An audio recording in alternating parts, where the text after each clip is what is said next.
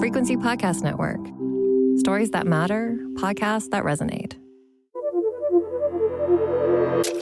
Earlier this summer, the 5-year anniversary of some very significant Canadian legislation passed with very little fanfare, other than being talked about by maybe those in the industry it impacted directly. In June of 2021, the federal government legalized single-event sports betting in Canada. And from that, a multi-billion-dollar business was born, or perhaps shifted away from the illegal offshore operations of several companies that suddenly and very quickly applied for licenses in Ontario to become legit, which Ontario legalizing sports wagering in the spring of 2022. And just this month, Alberta became the second province to open the doors to what has become a major revenue generator for government coffers. But remember those early days when almost every second or third ad on sports TV and in your social media feed was about some sort of sports wagering website. And the celebrity endorsements were huge, with professional athletes endorsing all sorts of gaming activities. The horses went out of the starting gate in a stampede, only to be reined back in, to put it into horse racing parlance. Regardless about your feelings of how all of this transpired, you can't argue that it did not have a dramatic impact on media, government, and society. Welcome to In This Economy. My name is Mike Eppel. Joining me on the line is Steve McCallister, the editor-in-chief of Gaming News Canada. Thanks for joining me today, Steve. Oh, my pleasure, Mike. Give me a little bit about your background and what got you looking more into the world of sports wagering, legalized now here in Canada. Yeah, sure, Mike. I was a sports journalist most of my career. With a sports writer at the Canadian Press back in the 90s. Was the national baseball writer when the Toronto Blue Jays won their back-to-back World Series championships. Was sports editor at the Globe and Mail for 8 years, between 2000 and 2008. Was hired by Yahoo in 2009 to create a Canadian sports property. And I'd actually moved back to Kincardine, where I started my newspaper career 45 years ago. Moved up here in 2018 to take a contract working in corporate affairs at Bruce Power. And in 2020, I got a phone call from Mark Silver, someone who I'd met when I was working at Yahoo, and Mark was responsible for TSN's digital business. And he mentioned that there was something going on with a move towards legalizing sports betting across Canada. And was I interested in helping create a company? I said sure. I wasn't quite ready for retirement. The first thing we did with the business, there's kind of two pieces to our business now. So the parlay that you referenced earlier, there's a commercial part of that. So we've been doing video production and helping sports business and iGaming operators, legal operators, with video production and social media management for the last 4+ years. And then we started this company by, using my background as a journalist to start covering the industry. So I started writing a newsletter in February 2021. We would do live audio shows every Thursday afternoon on initially Clubhouse, eventually turned that into a podcast. And we rebranded the newsletter to Gaming News Canada about 3 years ago. So I have a fellow named Dave Briggs, who's been around the horse racing industry for 30 years. He and I write the newsletter every week. I continue to do a weekly podcast interviewing people around the gaming industry. So yeah, I've been doing this for 5.5 years now.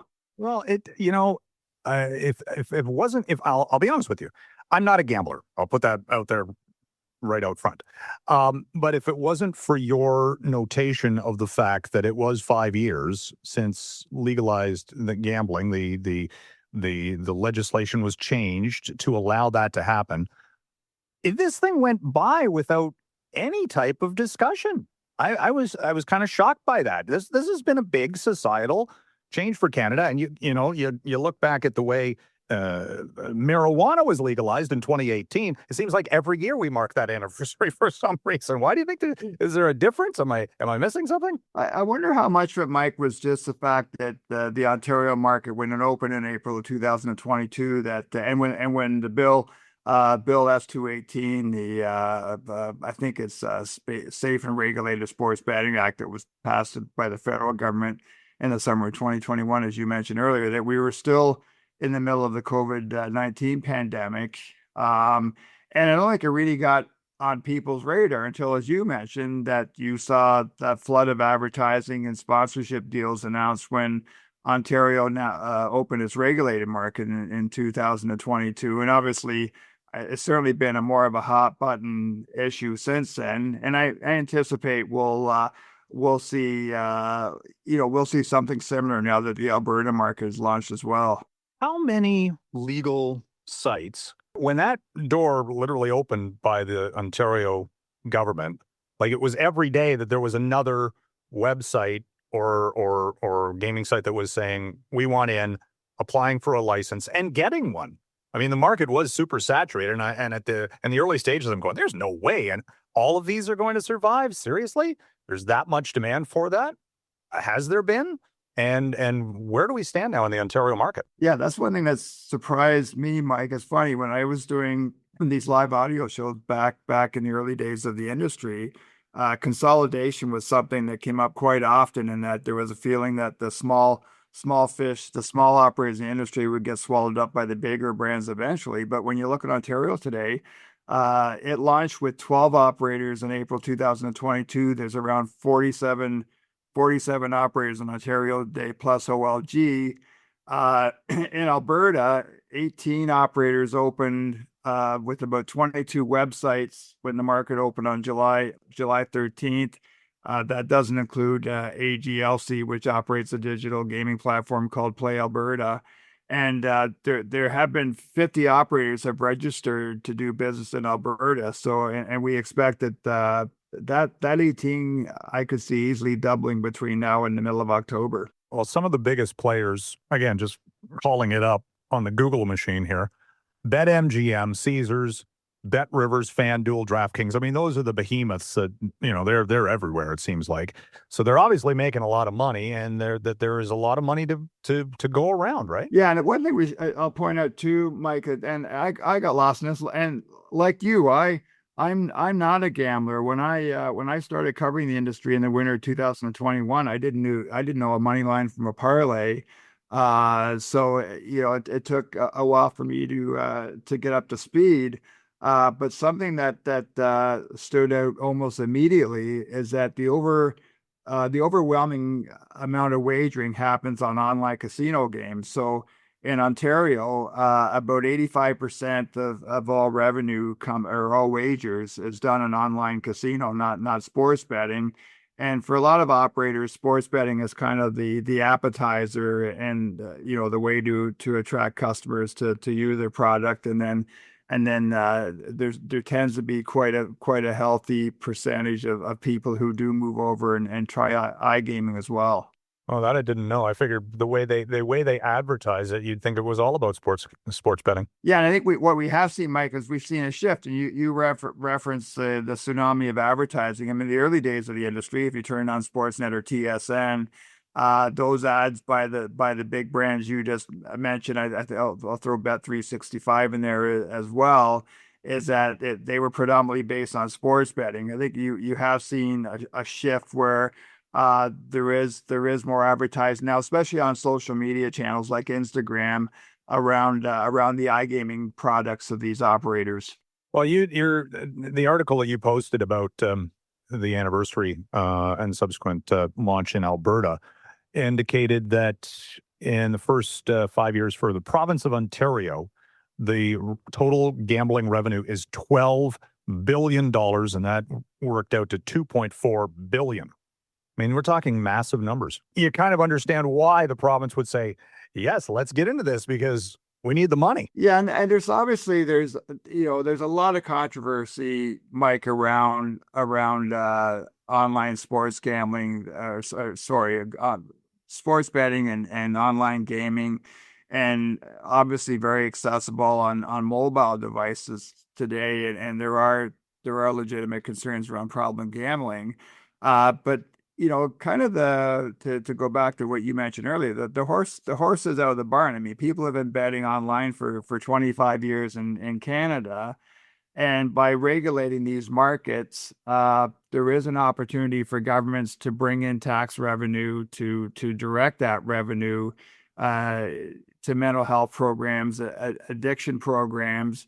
But for people who believe that if you deregulated a market like Ontario, for example, that online gambling would go away, that's just not going to happen. Well, no, it's made it easier, if anything. And here's the question: has it eliminated the black market, or do those sites still exist, or how are they being, cracked down upon? Yeah, so in Ontario, the Alcohol and Gaming Commission, they presented at the SBC Summit Canada, which is a Canadian gaming industry conference that took place in May. And AGCO had done a report that said 90% of Ontario gamblers are now using regulated websites, and so I'll take the commission at face value that that's indeed in the case. In Alberta, the AGLC and the Alberta iGaming Corporation, they announced a market launch on July 13th that their hope is to get to a 70% of what they call channelization rate. So 70% of Alberta players within the first year will be playing legal markets, and obviously the provincial government out there hopes to continue growing that percentage moving forward. So in other provinces other than Ontario and now Alberta, it's still the Wild West. Like, can people? Let's say I'm living in Manitoba. People in Manitoba can't jump onto Ontario gaming sites, right? That's correct. There is geofencing. So even though I have an Ontario sportsbook account or two, if I'm in Quebec or British Columbia, for example, I'm not allowed to place a wager on my sportsbook account. It knows as soon as you cross the system knows somehow as soon as you cross the territorial boundary, the provincial boundaries? Yes, that's correct. There's a couple of companies, one company, GeoComply, which was founded in Vancouver by a couple back in 2011. They've been they're very dominant in the market in terms of what they call geolocation. There's a company called Mkodo out of the UK. They have a product called GeoLocks, and so they also work with a lot of operators in Alberta, Ontario as well. And yes, they're able to prevent you and I from placing a bet out of market.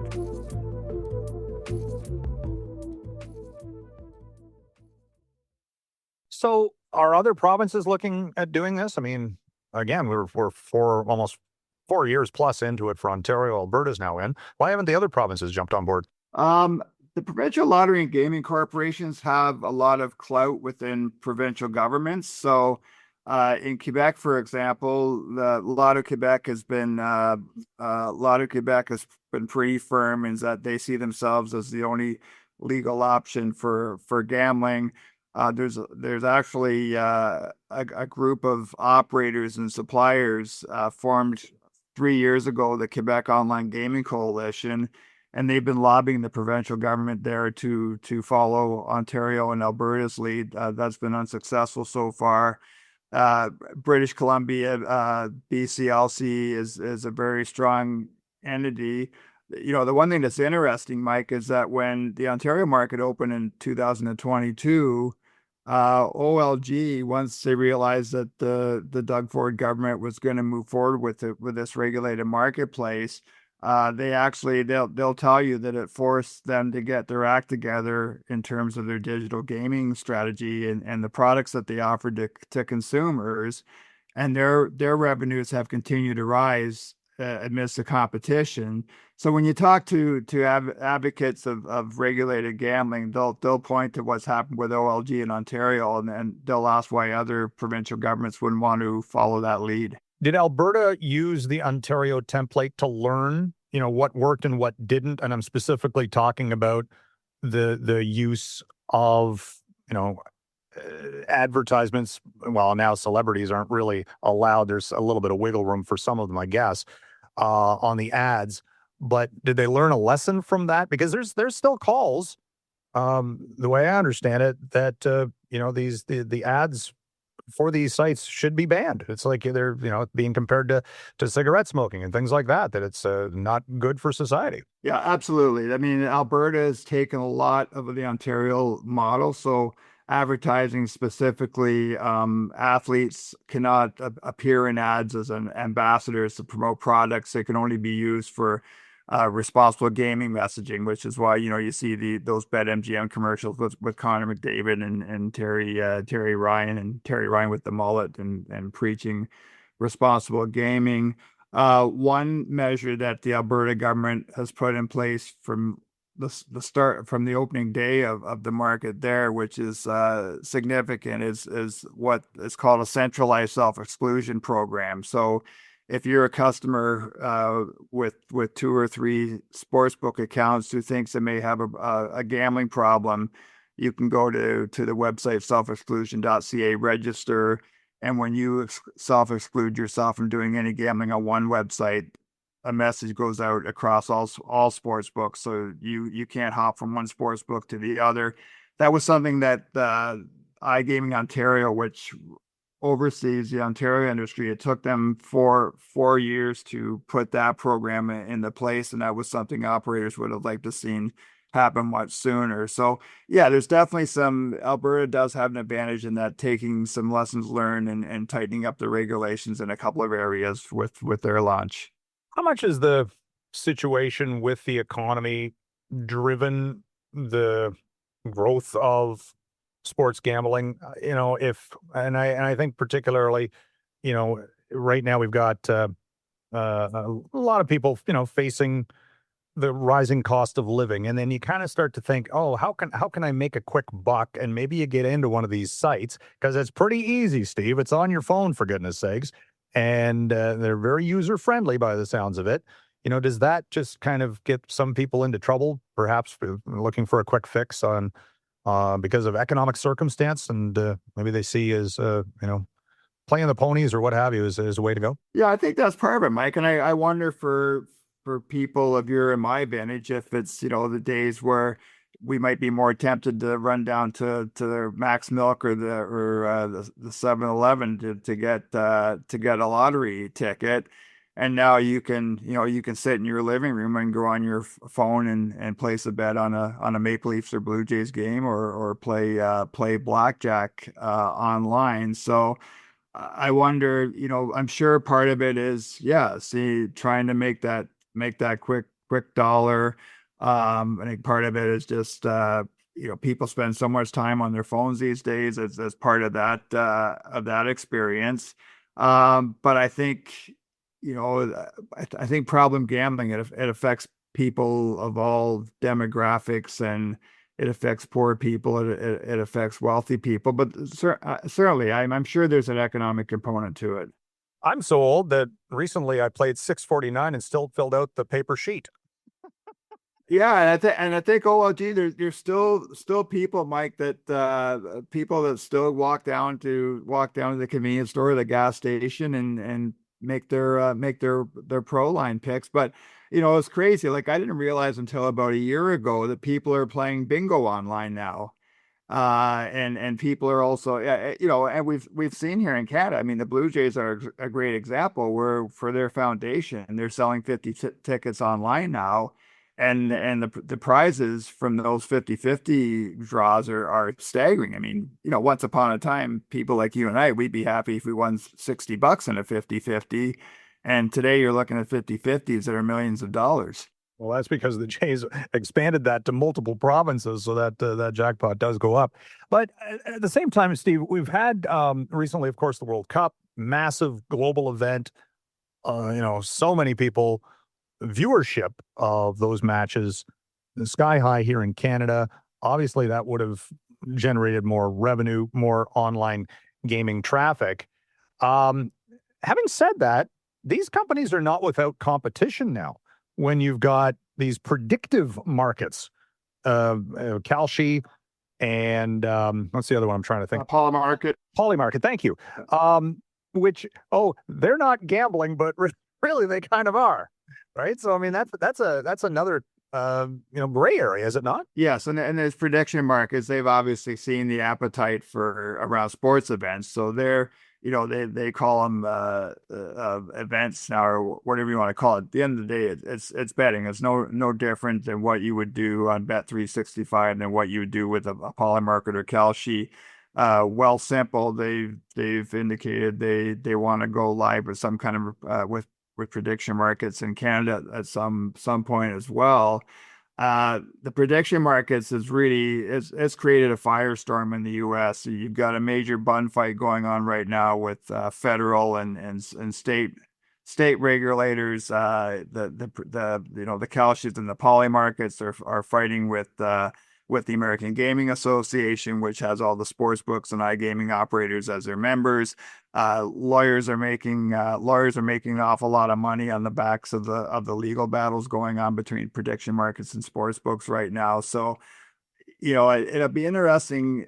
You just wonder, given as you've touched on the controversies around advertising.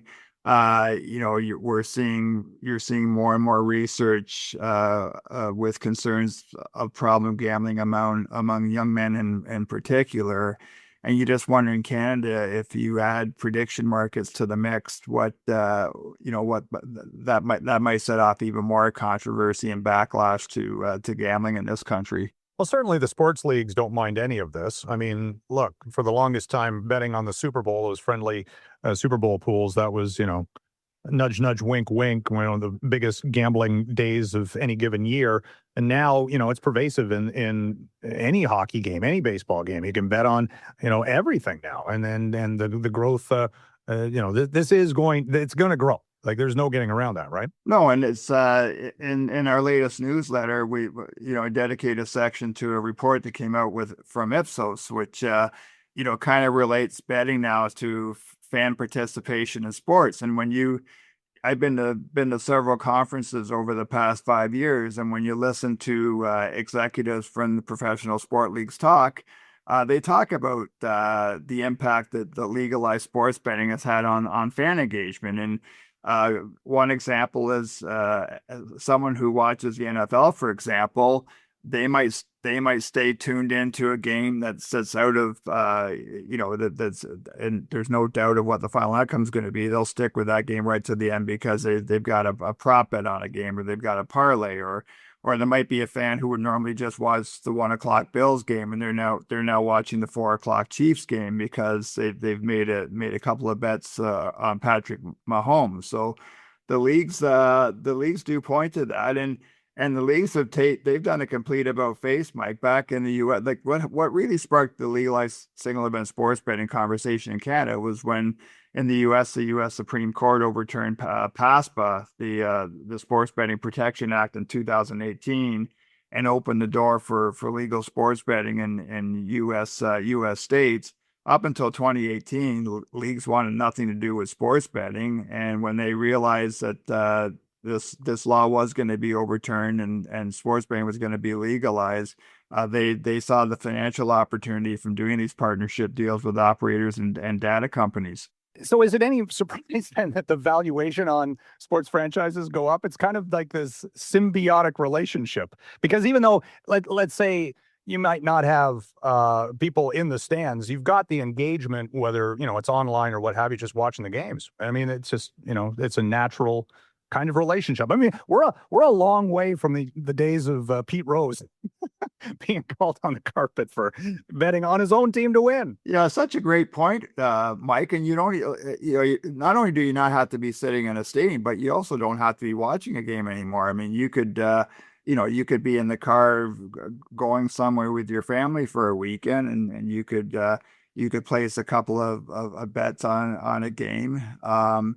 And I think if you're, like for me, if I'm watching Hockey Night in Canada on a Saturday night, I may bet a couple of dollars on Austin Matthews to score 2 goals or to have more than 4.5 shots. So it certainly does add a level of engagement with that fan experience. Happy anniversary.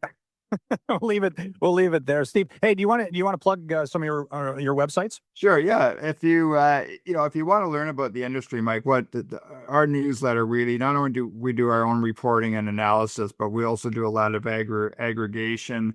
The other thing that I'm really proud of is, about 4 years ago, I started a section called Classified Jobs Information, and I post employment opportunities, not just in the gaming industry, but any jobs I see in the Canadian sports media industry, in Canadian sports industry, whether it's national, provincial sports organizations, the professional sport leagues. In the latest newsletter, for example, I have over 80 jobs posted. So I've made that a priority, but it's just a good place if you're not familiar with the Canadian gaming industry, and you can go to gamingnewscanada.ca. Our podcast, the Gaming News Canada Show, we have a Gaming News Canada channel on YouTube if you want to watch the podcast as well. But there's a very robust, talented group of journalists that cover this industry. So again, if you're trying to find out which people to follow, if you want to learn more about the industry, we aggregate a lot of the content that's done by those journalists in the Gaming News Canada newsletter. Steve McCallister, thanks for joining me today. My pleasure, Mike. And that was Steve McCallister, the editor-in-chief of Gaming News Canada. My name is Mike Eppel. You've been listening to In This Economy. If you want to reach out and give any feedback on this or any other episode or some story ideas, you can reach me at mike.eppel, that's E-P-P-E-L, at rci.rogers.com. On social, I'm at Epman, that's E-P-P-M-A-N. Thanks for listening. We'll talk again soon.